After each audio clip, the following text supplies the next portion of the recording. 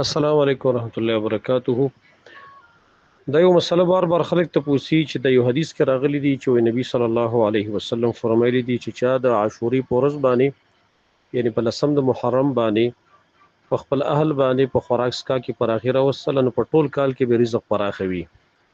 چې دا مسله څنګه د حدیث ثابت دی کنه د ثابت جواب دار چې ګوره په دې لسم د محرم کې هر طرف نه افراط تفرید شوی دی، چا افراط کوي چا تفرید کړی دی.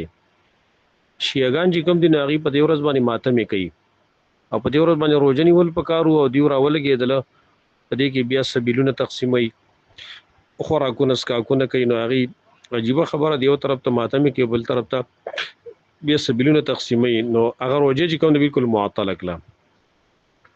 په دې کې بل طرف ته نور خلک چې کوم دي نواسب هغوی پکې ځانه څه شي نه جوړ کړه، هغې چې په دې ورځ باندې خوراکونه کول پکار دي او په خپل اهل باندې پر اخره وصل پکار دي او ټول کال باندې د رزق پراخي او ځان لپاره پکې بیا حدیثونه جوړ کړو.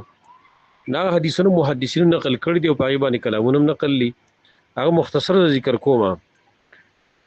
دغه حدیث چې چا په دې ورځ باندې په خپل اهل باندې پر اخره وصل په رزق کې او پراخ خوراک یې په وکړو، پریمانه خوراک یې په وکړو، نو ټول کال به رزق هغه پراخي. نو دا حدیث د یو صحابو نقل لیم، یو د ابو هريره رضی الله عنه نقل امام بهقي شعب الایمان کې نقل کړی دی، خو سند سخت ضعیف دی. یو پکې حجاج ابن نصير دی، ضعیف راوی دی، بل پکې محمد ابن زکوان منکر الحدیث دی. دویم روایت د ابو سعید خدری رضی الله عنه دی چې دام امام بهقي نقل کړی دی او هغه سند هم سخت ضعیف دی. یو پکې الرجل چې کوم دی هغه مجهول دی، څه نوم معلوم نه دی. دویم چې کوم دی سلیمان ابن مینا پکې دی چې دا هم پته نه چې دا څوک دی، مجهول راوی دی. دریم پکې عبد الله ابن نافع چې کوم دی هغه لین الحدیث ضعیف دی. یو بل سند مشترک په معجم کبیر طبرانی کې او پای کې محمد ابن اسماعیل ابن جعفر دی متروک الحدیث دی. او دریم روایت په دې باب کې نقل دی عبد الله ابن مسعود رضی الله عنه نه چې دا امام طبرانی نقل کړی المعجم الکبیر کې او معجم اوسط کې او دا امام بهقي شعب الایمان کې نقل کړی دی. پای کې هیثم ابن شداخ او راوی دی ابن حبان ویلی دی هو شیخ یروی عن الاعمش الطامات فی الروایت، دغه د اعمش چې کوم دروغ روایتونه نقل کول، لہذا دا روایت هم سخت ضعیف دی.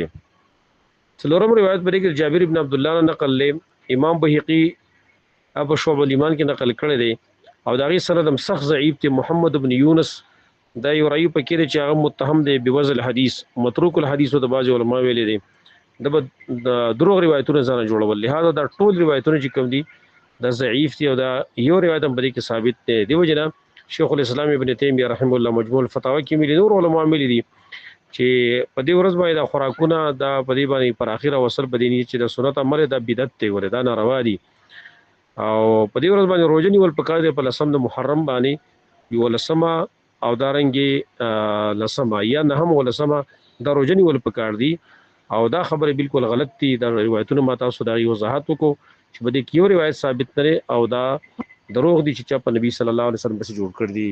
والله اعلم.